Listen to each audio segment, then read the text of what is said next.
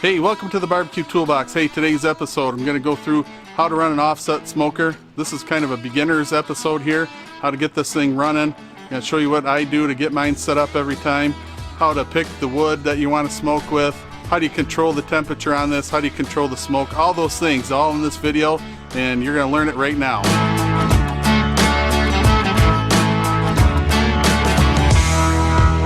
Okay, the first thing we got to do is set up our smoker. So if you're on a patio or something like that, that's easy. You got a nice flat level surface that you can work on. If you're working on something like I have here, like a gravel driveway, you want to get your smoker leveled. So first thing I'm going to do is level my smoker out.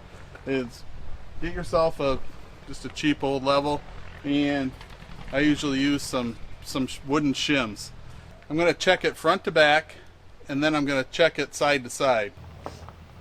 Check level. So right now I'm not too bad side to side, but front to back, the back end needs to come up.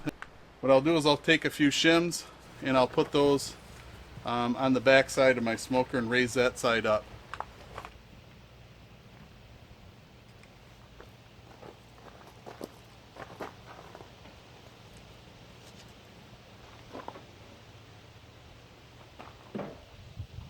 Once that's level, now we'll be ready to go to the next step. Okay, the next thing I do is select what fuel source you're going to use. So I usually use two different kinds of charcoal. The first type of charcoal is the briquette.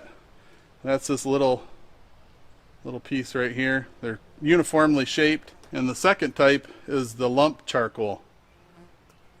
And so the difference between the lump and the briquettes are really pressed charcoal pieces. They got filler added into them, and they usually burn a little cooler and a little bit longer, but they leave a lot of ash, so they're not quite as efficient. The lump charcoal is made actually from pieces of wood that are, turned into charcoal, and then they burn much hotter, cleaner fire. You will get some of the wood flavor smoke from the lump charcoal as well, so it's a good choice to go with, is the lump. I use both. So when I cook, I usually like to use wood splits for my offset smoker. When I say wood splits, I mean full pieces of wood. So like right here, this is a split that I would use. This right here is apple wood. Apple wood is good for cooking chicken and pork, really good on those two meats. Then also I have maple, so sometimes I'll burn maple. Again, maple produces a little milder smoke and is also good for pork and chicken. You could use it for beef also. And then finally I use some oak, and the oak I typically use for when I cook beef briskets. The smoke is just a little bit stronger than the apple or the maple, so that's a good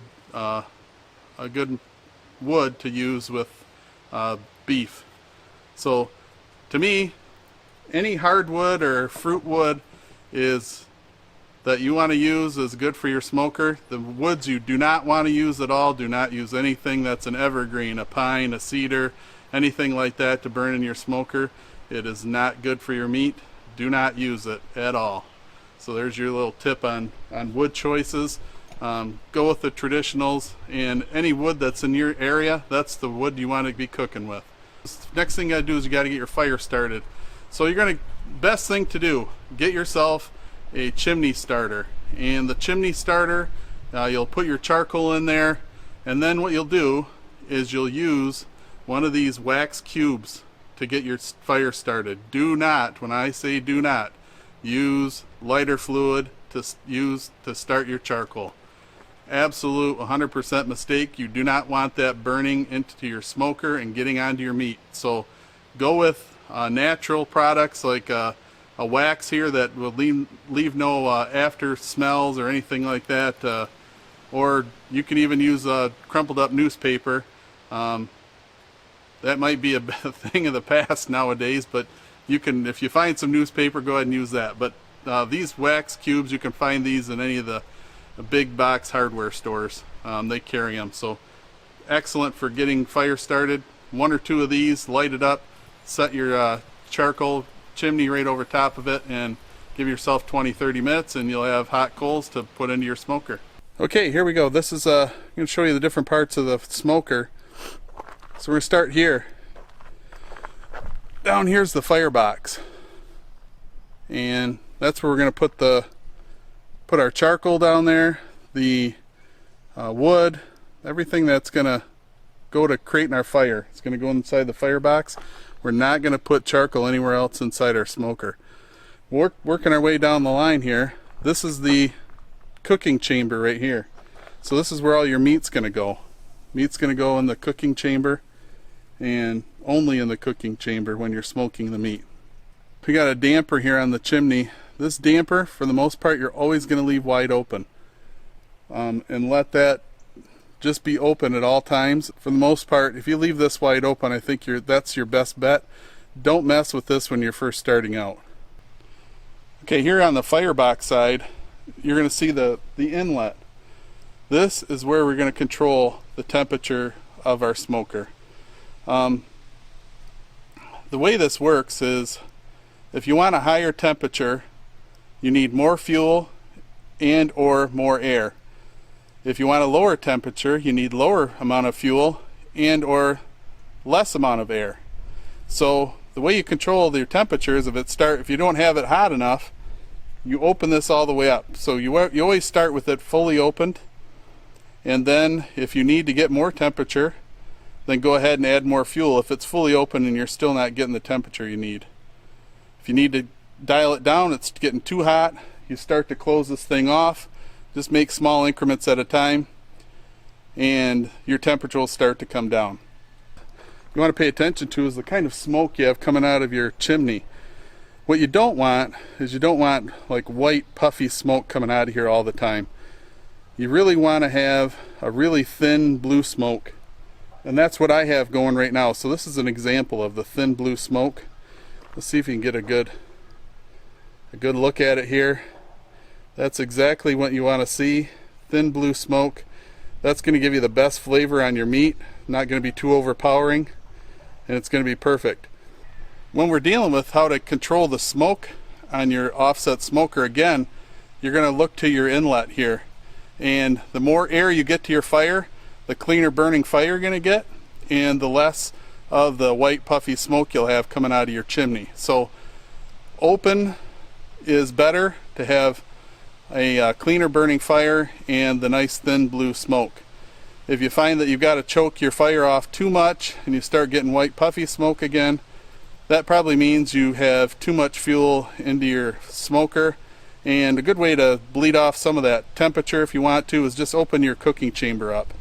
Okay, the last step when you're running your offset smoker is, after you've got it all your cooking's done, you need to get ready to put everything away. The last two things you need to do with your offset smoker every time you cook: open up the lid and go ahead and get in there with a nice wire brush and scrape all that residue off of your grates. Get those all nice and cleaned off. The next important thing you need to do, so you need to open up your firebox and get in there and clean that out. You need to get all the ash out. You need to get in there and get with your heat resistant gloves and get in there and any extra coals. If you do use a charcoal basket, go ahead and pick that out of there, get that out of there. Empty out your ashes, get yourself a bucket to put the ashes in, and then let your smoker cool off. Give it a few minutes to cool off before you go and put it away. That way, what that does is that lets everything, dry out, and you won't have any rust in it when you go to put it away. Very important to do. I've been doing it with mine, and I have no rust in mine. I've been cooking on it for 4 years now and don't have any rust. It's not the top of the line smoker. So if you take care of it, it'll keep working good for you year after year. So that's how you run an offset smoker. Quick few tips on how to get yourself up and running. If you've just purchased an offset smoker, go ahead and get going on it. Practice with it, learn how it operates. Every one of them is going to be different, so what I do on mine may be a little bit different than you would do it on yours, but once you get out there and cook with it, you'll have it down in no time. So hopefully you enjoyed the video. Let me know how it's worked for you. If these tips have been helpful, leave some comments down below. And if you're looking for other videos like this, like I said, I've got a couple videos that are just like this, but a little bit more in detail.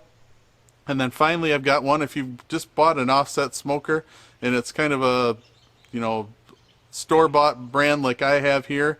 I've got a video there for how to make modifications to it to improve its performance. So you can check that out as well. So please leave some comments down below, and if you like videos like this, go ahead and hit the subscribe button. Make sure you hit the little bell to notify you when I put out another video. Thanks, and we'll see you in the next video.